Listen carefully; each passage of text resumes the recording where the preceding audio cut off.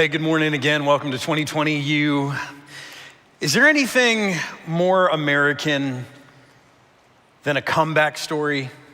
You thought I was going to say Super Bowl, didn't you? That's for later. Is there anything more American than a comeback story? I mean, you can think about these great stories that we've heard in culture over and over again. Dr. Seuss, he didn't grow up reading Dr. Seuss, and yet he was turned down how many times? People just didn't like his books, thought they were weird. Walt Disney, fired from his job at the Kansas City Star, went bankrupt, lost a bunch of money, flop of a first movie, and yet he's Walt Disney. We spend ungodly amounts of money to go to Florida, the swamp, right? This is how crazy his story is. Or more recent, recording artist, sensation performer Lizzo. She's got a fascinating story of overcoming obstacles and living out of her car. Or over here, J.K. Rowling, the author of the Harry Potter series. Now, I know she's not American, but her story sure is. It's that good, right? That much of a comeback story. And we love these stories. So the moment we find one, we just kind of listen to them. We hear them over and over on repeat. There's something so powerful about these stories that we love. People who push through obstacles, people who just rejection after rejection, setback after setback, they keep going until they bring their art, they bring their creativity, they accomplish their mission, they bring that into the world. And we've seen how these people have impacted millions of people. Or today, later on, just watch the Super Bowl pregame and you'll hear these comeback stories. They mine for these things. They make a mountain out of a molehill. They look for any comeback story they can find of a player who's overcome the odds or a team that's overcome the odds. We love these stories in our culture, but our love of these stories is no indication of how most of us actually live our lives. See, the truth is that most of us really struggle with the thing that we're going to talk about today, this real life success skill, this thing that we're calling grit.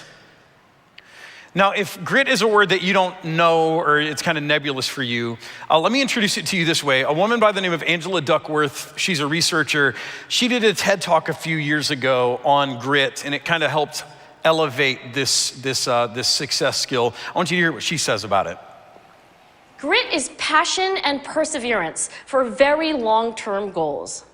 Grit is having stamina. Grit is sticking with your future, day in, day out, not just for the week, not just for the month, but for years, and working really hard to make that future a reality. Grit is living life like it's a marathon, not a sprint. And she goes on in her TED Talk, but I thought that segment was helpful, and maybe you're getting a clearer picture. And if it's still not clear, this definition might help. This is brought to us in part by Thomas Herr and his book, The Formative Five. He's an educator here in St. Louis, did great things here in St. Louis, now is kind of a nationwide voice for this. We're defining grit this way. Grit is persevering in the face of challenge. Grit is persevering in the face of challenge. Persevering in the face of challenge. And here's the thing about grit. I think it's probably safe to say that if this is the definition, then a lot of us would say that we don't have this or don't have enough of this to be able to persevere in the face of challenge. And the truth is that even otherwise successful people that you would expect to evidence grit, don't necessarily have it. Case in point, throughout this series, if you've been with us, we've been talking about this ancient figure, this military commander of the armies of the kingdom of Aram, which is modern day Syria, a guy by the name of Naaman. And we've talked about him before if you've been here with us. If not, let me just give you a quick update on who Naaman is. Naaman was a powerful military commander during his time. Aram was a really powerful nation at the time. And Naaman was this guy who, he was on a winning streak, never surrender, that kind of guy. But he also was a guy who struggled personally with an incurable, very alienating disease, a disease called leprosy. And as he's struggling with this, there is this Israelite girl, this Hebrew girl who's a servant for his wife, who says, you know what, if my master would just go see God of Israel, if he just go to Israel, he'd be healed of his leprosy. I know it's incurable, but God could do it. And Naaman, being kind of, tired of suffering, says, okay. So he goes to his king first to ask for permission. That's kind of important for you to do. Then he goes to the king of Israel, who kind of freaks out and goes, how am I supposed to heal you? And he ends up at the house of a prophet, a guy by the name of Elisha. And Elisha knows that Naaman's coming, and so as Naaman's coming, he sends out one of his servants, and he prescribes for him a cure. Now the cure is, go dip yourself 7 times, wash yourself 7 times in the Jordan River. And Naaman at this point, after all of this work of seeing his king and traveling all the way to Israel and seeing the king of Israel and then going to Elisha's house, tracking down Elisha, at this point, Naaman is not impressed with the cure that Elisha prescribes. I want you to see how he reacts. It says, but Naaman went away angry. And he said, I thought that he would surely come out to me and stand and call on the name of the Lord his God, wave his hand over the spot and cure me of my leprosy. Are not Abana and Pharpar, the rivers of Damascus, better than all the waters of Israel? Couldn't I wash in them and be cleansed? I came all this way. This is ridiculous. So he turned and he went off in a rage. But Naaman's servants went to him and said, my father, if the prophet had told you to do some great thing, would you not have done it? How much more then when he tells you wash and be cleansed? Why don't you give it a try? So he went down and dipped himself in the Jordan 7 times as the man of God had told him. And his flesh was restored and became clean like that of a young boy. Now here's what I want you to notice. That this powerful military commander, Naaman, again, never surrender. We don't take no prisoners. We don't give up. He's traveled all this way, and who knows what he's done before this even to try to be cured of his leprosy. What kind of doctors he's seen, what kind of medical treatments he's tried. And yet, here he is, from his king to the king of Israel to Elisha, tracks him down. He gets about 90% of the way, and he's ready, because of this insult from Elisha, this cure that he doesn't think is a big enough deal. He's ready to storm off back home. Gets 90% of the way there, and he's ready to quit. A guy like Naaman. And if it weren't for his servants, he would have. But they say, hey, why don't you just try it? You've already come 90% of the way. It's worth a shot, and he does. And as a result, he's healed. See, grit, it's not easy. And so if grit is a thing that you struggle with, if you're someone who, like Naaman, gets about 90% of the way there, and then you just kind of say, hey, that's good enough. Or maybe this is a better test case for you. If you're someone who has more than 5 books right now sitting on a shelf somewhere with a bookmark about halfway through, you know who you are. This may not be your strong suit. If you're someone who, in the face of challenge, sulks away, hurt and defeated, or if you are someone who, in the face of challenge, gets outraged and storms off in a fit like Naaman did, then first things first, just accept that about yourself. See, if we're ever gonna grow, first we have to come to grips with where we need to grow. And if we aren't willing to acknowledge where we need to grow, then we'll never actually get better. And it's okay that you lack this. We all possess these things that we've talked about in the series in varying degree or measure. But if that's you, if you can accept this about yourself, then here's what you need to know, that in order to be successful in life, we all eventually need to cultivate more grit. But the question is how, right? How do you get this? And here's what's interesting, maybe discouraging. Angela Duckworth, whose TED Talk you saw just a second ago, or part of it, her TED Talk is only 6 minutes long, which is really short for a TED Talk. And here's why it's only 6 minutes long. She kind of sets it up. She talks about grit, talks about her history as a teacher and seeing this difference in some students. And then she comes to the point where she asks this question, so how do we cultivate it? And then she says this, on the basis of research, we have no idea, we need to study it. And then she stops talking. Now, as a pastor, I'm appalled because not knowing something has never once stopped me from talking about it, including today. So even though research doesn't know a whole lot about, research-wise, what makes some people have grit or how you cultivate it from a research basis, here's what I found to be true in my own pursuit of grit and my own study of the scriptures. That grit has nothing to do with how impossible the odds are, or how strong the opposition is, or how long the journey is.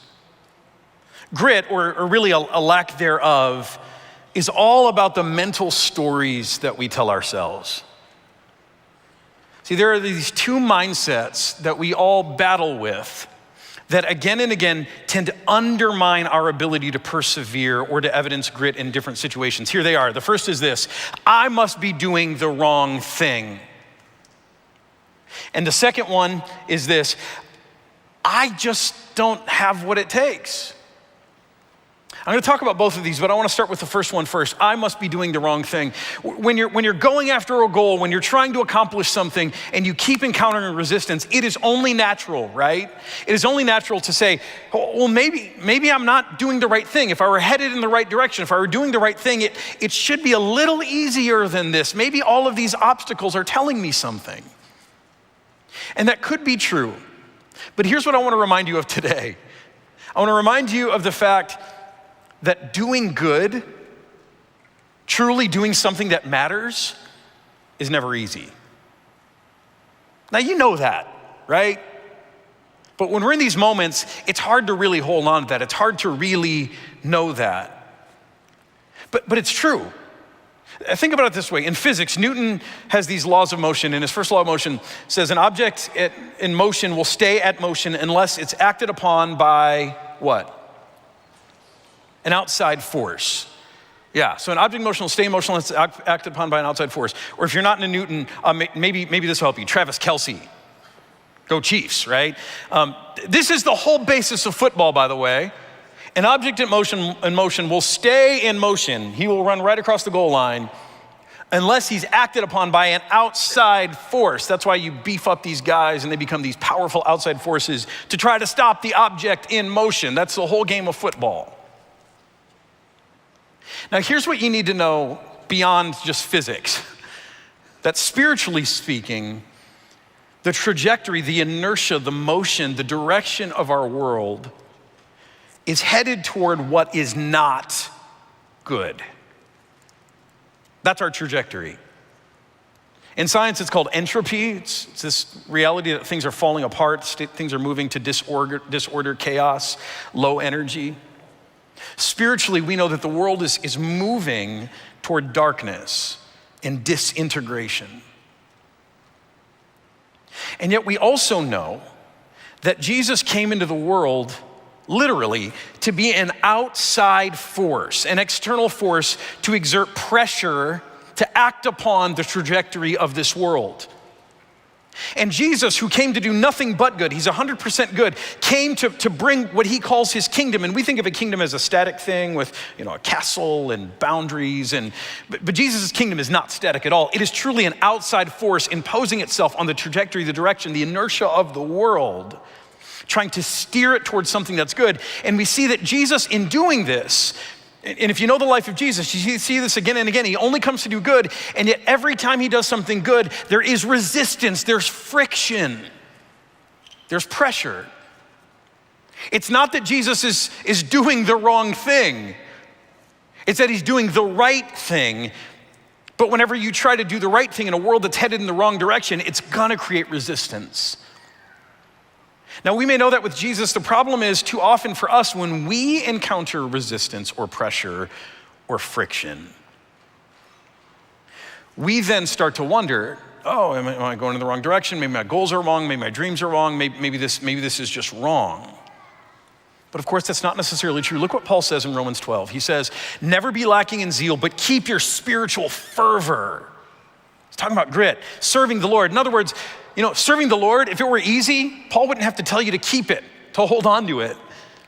If doing good were easy, then we wouldn't need this encouragement. It would just be easy. It would be automatic. He's saying it's hard. He says in the next verse, be joyful in hope, patient in affliction, faithful in prayer. If doing good, if that were easy, Paul wouldn't need to tell us to be joyful or patient or faithful, right? He wouldn't need to talk about hope. He wouldn't have to mention affliction. Later on, verse 20, I think it is, 21, he says, do not be overcome by evil, but overcome evil with good. If overcoming evil, if acting upon the direction of this world and bringing it to good, if that were easy, then this wouldn't be a risk, would it? That we would become overcome by evil. Or I love the way, jumping books to the letter to the Hebrews, I love the way the author says this in Hebrews 12. Therefore, since we are surrounded by such a great cloud of witnesses, we'll come back to this later, let us throw off everything that hinders and the sin that so easily entangles, and let us run with perseverance, grit, right? Let us run with perseverance the race marked out for us. And that's why you have to throw off everything that hinders and the things that entangle, because the race is hard enough without extra baggage, right? And he says, let's run with perseverance, with grit, the race marked out for us, fixing our eyes on Jesus, the pioneer and perfecter of faith. Because here's why, who for the joy set before him, that word joy again, just like being joyful in prayer or joyful as we wait, the joy set before Jesus, he endured the cross, scorning its shame, and sat down at the right hand of the throne of God. He's the picture of grit. So consider him who endured such opposition from sinners so that you will not grow weary and lose heart.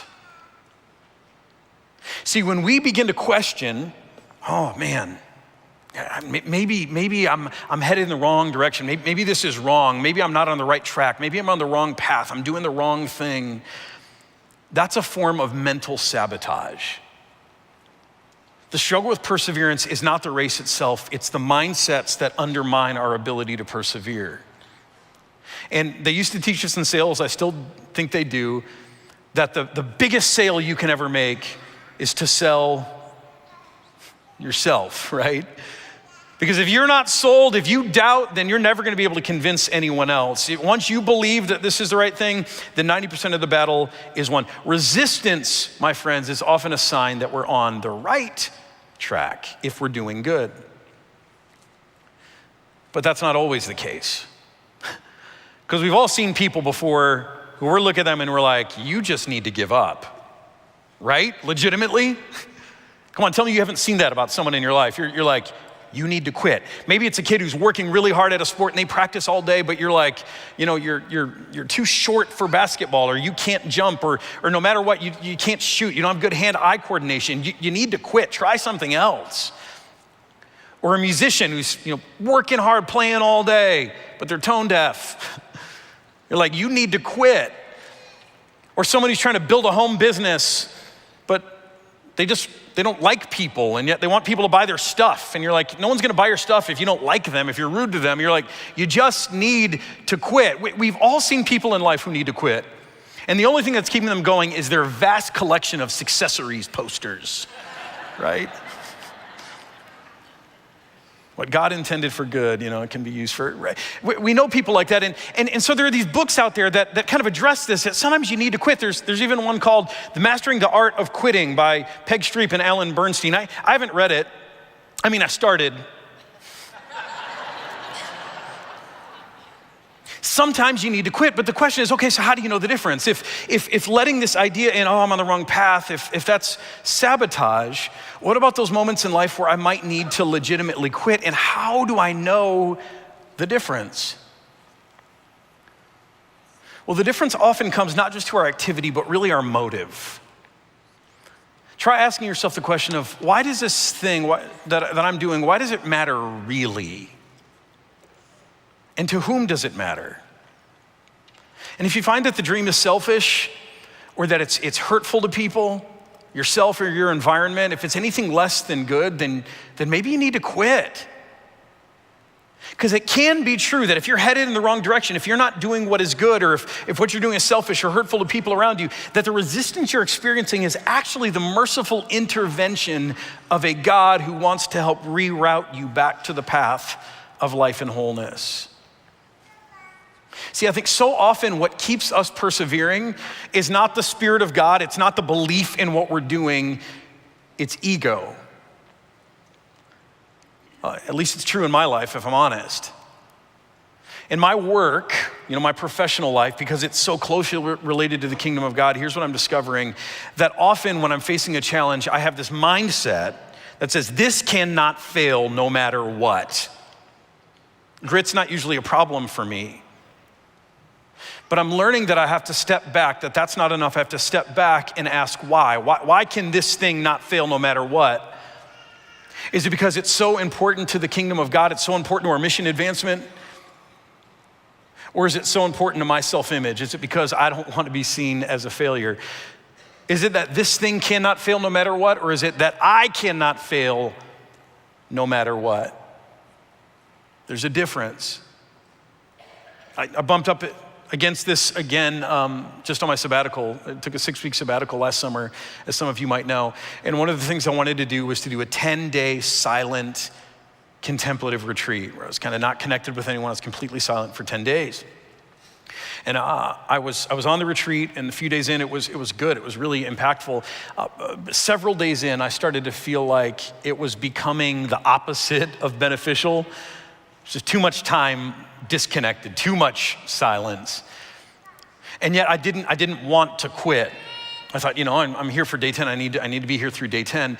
And as I wrestled through that, here's what I discovered: that the reason I was hanging on wasn't because I believed that God was going to do something amazing on day 8, 9, 10. Really, the primary reason I was hanging on, the reason I wouldn't leave, is because I didn't want to have to come home and tell people that I didn't make it to day 10. So I ended up leaving on day 8, which was a big deal for me. I quit because I no longer believed that it was something that God was asking me to do or God was going to do something. I knew I had to just let that ego part of me die. And actually, if I'm completely honest, when I say I left on day 8, I left at 1 in the morning on day 8. So it was barely day 8. I had just had enough, but it sounds better, doesn't it? Day 8? It does. And so we know from an outside perspective that there is a difference between the person who is persevering, who evidences grit to accomplish something, to bring something in the world. We know, for instance, there's a difference between the recording artist or aspiring recording artist who just wants to be adored by millions of fans and have their name in lights. There's a difference between that person and what they bring into the world and the aspiring recording artist who's not doing it because they're looking for millions of adoring fans, but they have a song that they believe the world needs to hear. Ego makes an incredible difference in what we're doing, not just the end product, but in the whole journey. So maybe a good check for us is to ask this question: am I the hero of this story? Am I trying to be the hero of this story? I'll make it to day 10. Or as Doug Moss said a couple of weeks ago, am I content to be a side character in God's great story? I'll tell you, there's something really freeing about just being that person, persevering, trying to do your best, but knowing you don't need to be the hero anymore. Or maybe ask yourself this question: is this really all about me? Is this about my success or my affluence or my comfort or my self-image or my reputation? Or is what I'm trying to persevere in, is it actually bigger than me? See, the motive matters. So these two mindsets, again, sabotaging mindsets. I must be doing the wrong thing. The moment we encounter resistance, we sometimes think that even when we're doing good. But that's where this one also kicks in, the second one. Even when we're convinced that what we're doing is good. How many times have we said, maybe this is good, maybe this is godly, maybe it's right, but maybe I just don't have what it takes? And who of us haven't said that or thought that or asked ourselves this question, even when we knew with 100% certainty that what we were trying to do was good? I mean, any parents in the room? You know that parenting is a godly calling, and God gave you those kids, and yet sometimes as a parent, you have these moments where you just go, I just don't have what it takes. I don't know if I can keep this up. Or in marriage, most of us made a promise in front of some minister of the gospel, in front of our families, that we were gonna love, honor, and cherish till death parts us. And sometimes we can't do that because it's not a good marriage, but some of us have good marriages. And yet even with a good marriage, when we're trying to persevere and to do the thing we promised to do, this thing comes in our mind that go, maybe this is good, and yeah, maybe this is godly, but I'm just not sure I can do it. I don't know if I have what it takes. Or some of us are trying right now to make a decision for our health. And we know it's something we need to do. We know it's something that's good for us. It's gonna bring healing to our bodies. It's gonna change our life. We know it's so important to do. But we're thinking, but I know other people have done it. I just don't know that I can do it. See, the second mindset is also mental sabotage. The moment you start believing it, just watch as your perseverance, watch as your grit dries up. And I want to say this today, that if this is the place that you struggle, let me just remind you of something. Let me remind you that our God, He's a God of the impossible. That second song that we sang today that Courtney led us in, I love that song because that's what it's about. It's about the fact that our God is the God who can do impossible things, that there is no challenge, there is no obstacle that is too strong for him. Today, do you know that's true? Do you know why God came to earth in flesh, in the person of Jesus? To show us that there is nothing that can stand against him. There is no obstacle that he cannot overcome. The wind, the waves, nature, sickness, disease, angels, demons. I mean, none of those things are too powerful for him. Not only that, not even death itself can hold him. Because Jesus, who came to bring his kingdom influence into this world that's headed in the wrong direction, this external force, the resistance he experienced, put him on a cross. They tried to kill him, and yet God says, not even death can stop me, and raised him again from the dead. Do you know today that our God can do anything? That there is no challenge, there is no obstacle that is too big for him to face. Do you believe that? Do you know that? If so, somebody say amen. About half and half. It's not bad. It's good for us. It's good for us. I know the rest of you believe it. You're just thinking really hard, right? You're like, is he serious? Yeah, no, it's fine. But do you also know this? Do you also know this? Do you know that that same power that we see at work in Jesus, do you know that if you're a child of God, a baptized child of God, that that same spirit, that same power is now at work in you? And so there is nothing that is impossible for you. Do you know that? And yet when we are facing obstacles, challenges, even when we're convinced that what we're doing is good, even when we know it's good, there's this voice in our head that says, I'm not so sure. This is still too much. I can't keep this going on like this forever. I can't go on like this. And here's the thing, when we say those things, we actually might be right. Maybe you can't go on like this forever. But who says it's going to be like this forever?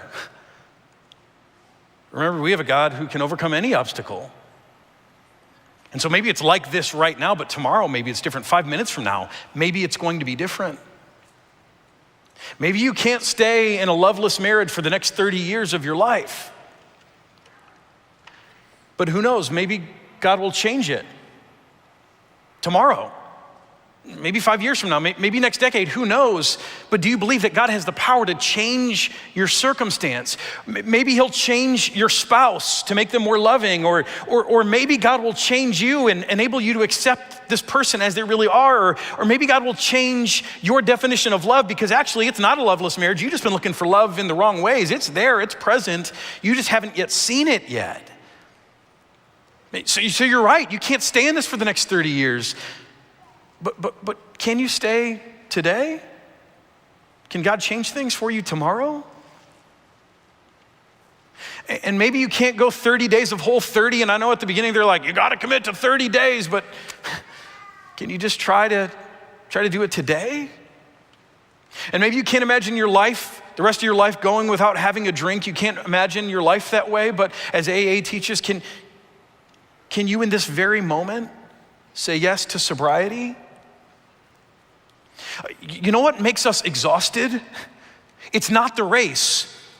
It's the mindset. It's that we get so far ahead of ourselves. That's what's exhausting. You weren't meant to live life planning for what's happening 30 years from now and worrying and stressing about how do I do this? How do I keep this up? I'm not sure that I can. Things change. God is a God who changes things. He overcomes every obstacle, which is why Jesus says in Matthew chapter 6, he says, therefore do not worry about tomorrow. This is a command from Jesus. And yet we think our worrying means something. We think our worrying is helpful. If we're not worrying, we're being complacent. Jesus says it right here. Do not worry. It's useless. It's worthless. The only thing you do when you worry is you wear yourself out.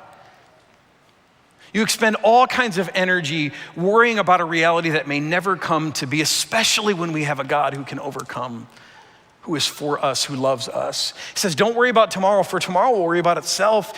Each day has enough trouble of its own. See, the truth is when you sign up to follow God, you're not signing up for a whole journey. You don't sign up for a 5K, a 10K, a marathon, an ultra marathon. That's how we think about it sometimes. The reality is what you're signing up for is your next step. That's it.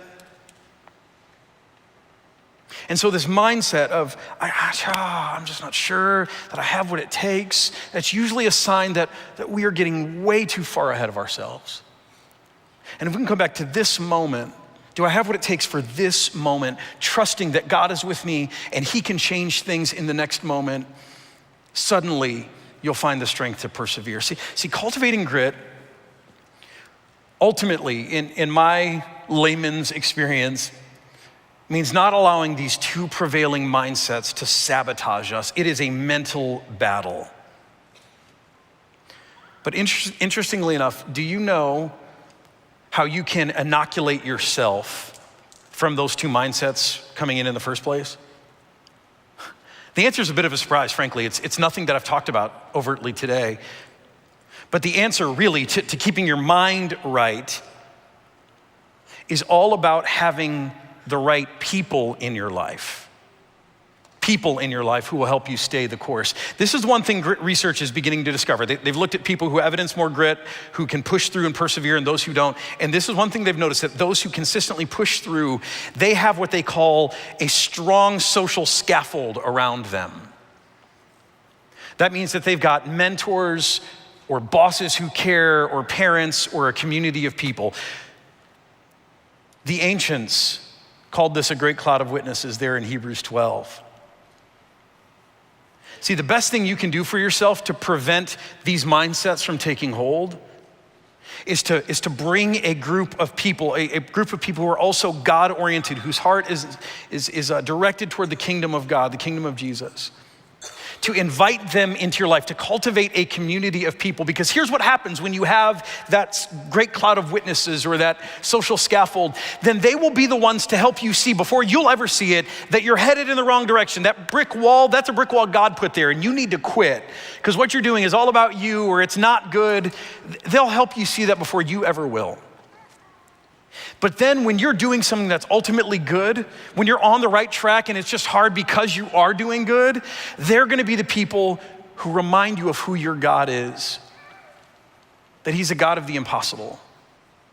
They'll be the ones to remind you who you are to him, that you are beloved, that he gave the life of his son for you, that he is with you and he is for you every step you take along the way, that you are not a stranger to God, you are deeply loved by God. They'll remind you of that. They'll remind you even when you get too far ahead of yourself and you're worrying about the future that hasn't even come yet. And they'll remind you of a God who changes the future, and they'll direct your focus back to the here and now. But that great cloud of witnesses, that social scaffold, it's a difference maker. So I don't know where you are in this series. We've talked about a lot of important things that contribute to our real world success, and these are also spiritual attitudes: empathy, self-control, integrity, embracing diversity, grit. I don't know which of these you think you need most, but here's what I can say about grit.